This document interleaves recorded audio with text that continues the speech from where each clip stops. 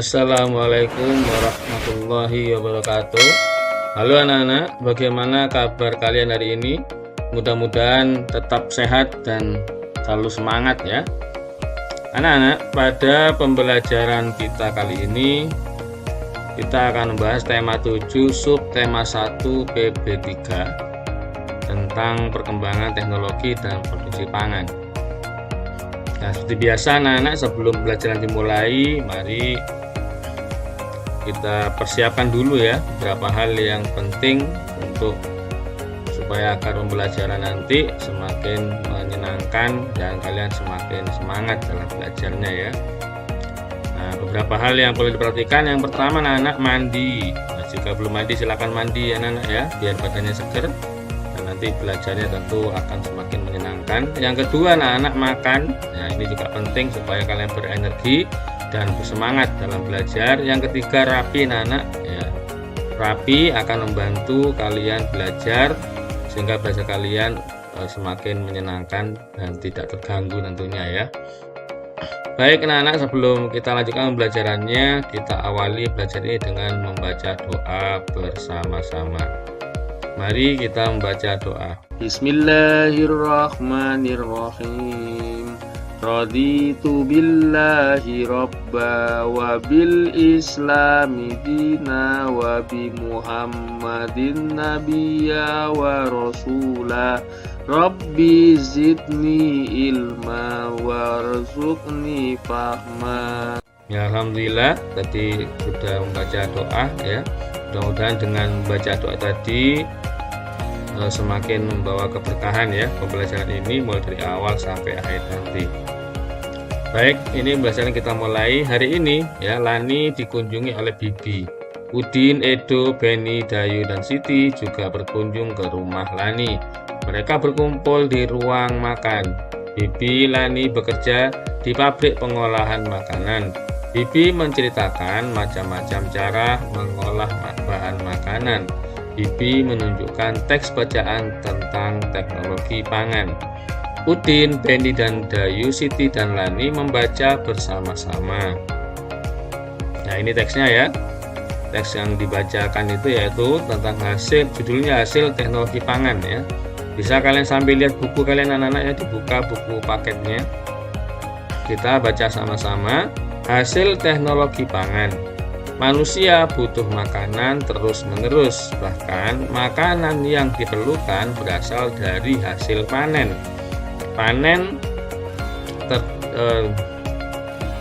Panen terjadi pada waktu tertentu saja. Oleh karena itu, carilah cara agar makanan dapat bertahan lebih lama. Agar makanan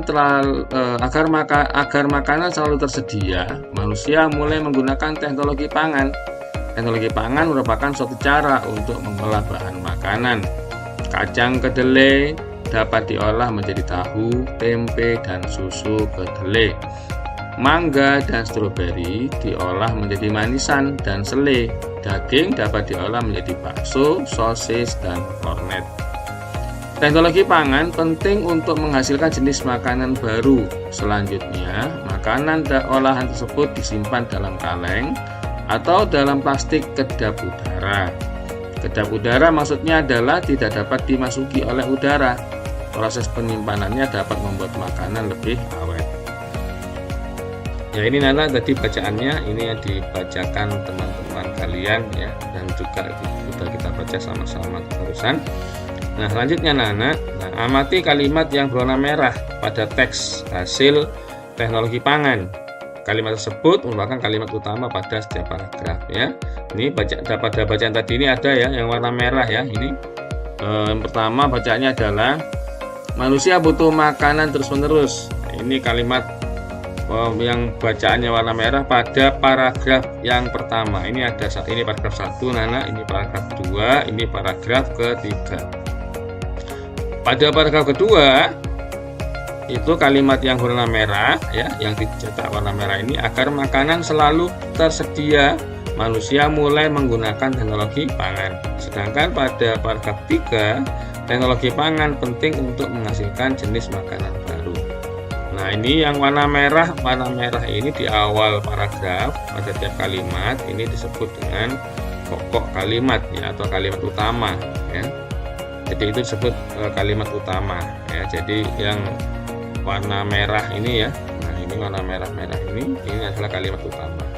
Biasanya kalimat utama itu memang diletakkan di awal ya, pada pada umumnya di awal, tapi kadangkala ya tidak mesti di awal.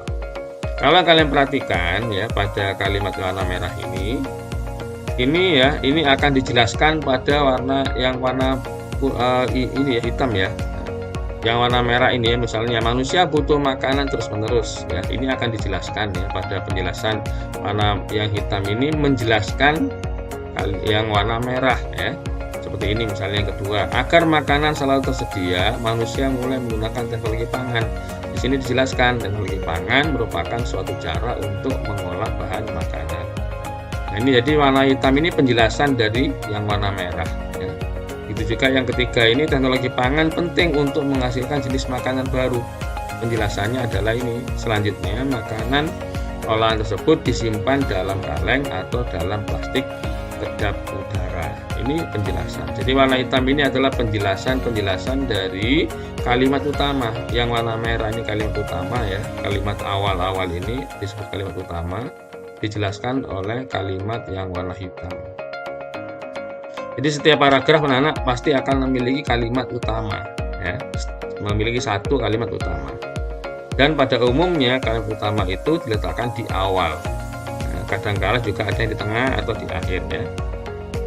Nah, tugas kalian adalah tuliskan kembali kalimat utama dari setiap paragraf agar dapat terbentuk ringkasan.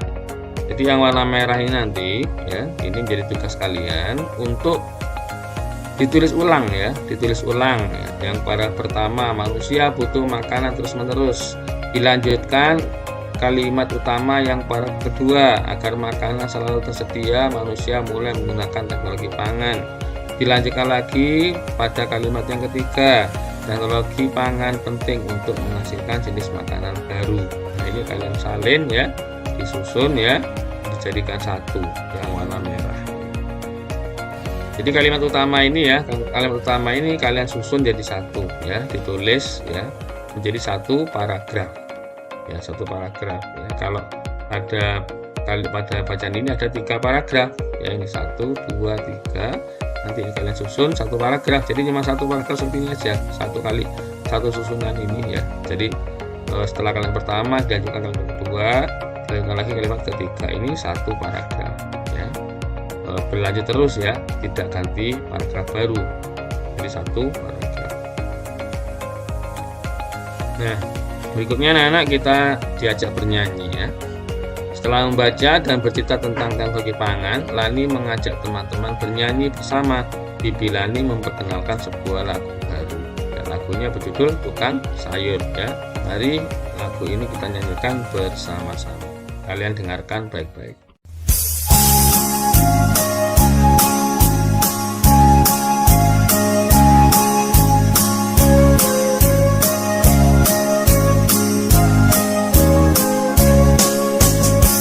Depan rumah kami setiap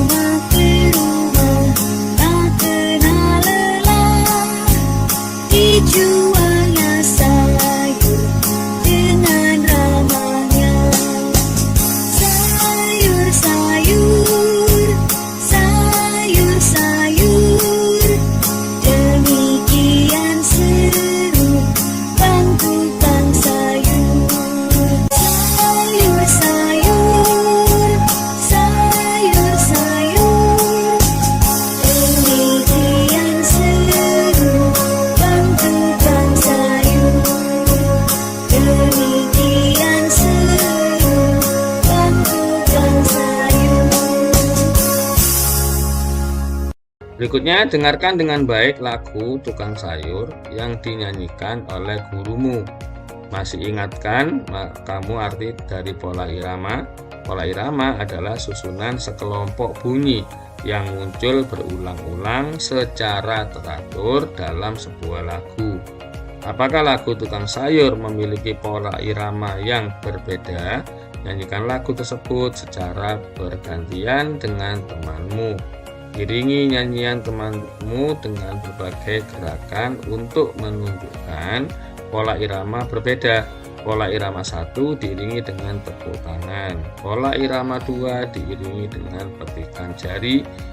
Pada lirik lagu tersebut, pola irama yang berbeda ditandai dengan gambar alat musik yang berbeda. Ya. Ini nanti anak kamu akan ditunjukkan tentang pola irama ya. Di sini ada alat musik yang berbeda-beda. Nah, alat musik ini menunjukkan bahwa pola irama ini masing-masing lagu ya. Di sini syair lagu ini berbeda-beda, memiliki pola irama yang tidak sama. Baik, kita lanjutkan ya. Ibilani membeli tempe di tukang sayur. Warnanya putih dengan kumpulan kedelai di dalamnya. Lani dan teman-teman mengamatinya. Tempe yang dibeli Bibi cukup besar. Udin mengajak teman-teman mengukur luas permukaan bidang tempe. Tempe tersebut berbentuk persegi. Udin mengukur luas tempe menggunakan potongan segitiga yang terbuat dari daun pisang. Potongan segitiga daun pisang merupakan alat ukur tidak baku. Tempe yang berbentuk persegi dapat dipotong menjadi bentuk segitiga. Amati bentuk di bawah ini. Perhatikan ini tempe yang tadi tempe ini berbentuk persegi ya. Berikutnya tempe bentuk persegi ini akan kita bagi ya menjadi bentuk segitiga. Maka dipotong di tengah-tengah ya. Tengah, maka hasilnya adalah menjadi bentuk segitiga ya. Jadi awalnya 1 ya. Berikutnya setelah dipotong maka menjadi 2 bagian yang sangat besar, masing-masing bentuknya berbentuk segitiga. Jadi, persegi dan segitiga dapat dijadikan alat ukur luas permukaan suatu bidang. Ini persegi anak ya. Setelah dipotong jadi 2, maka potongan tadi masing-masing membentuk persegi segitiga ya. Jadi kalau segitiga ini digabung jadi 1 ya sama seperti ini. Nah, ini yang akan dijadikan sebagai alat ukur luas ya. Nah, kalian perhatikan di sini.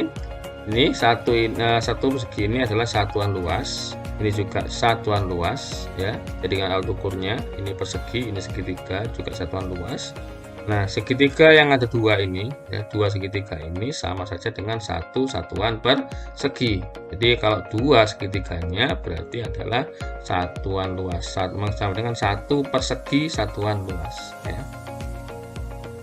Nah, ini segitiga ini anak kalau digabung ya, maka sama dengan bentuk persegi ya. Nah, perhatikan awalnya adalah 2 segitiga ya, setelah digabung menjadi persegi.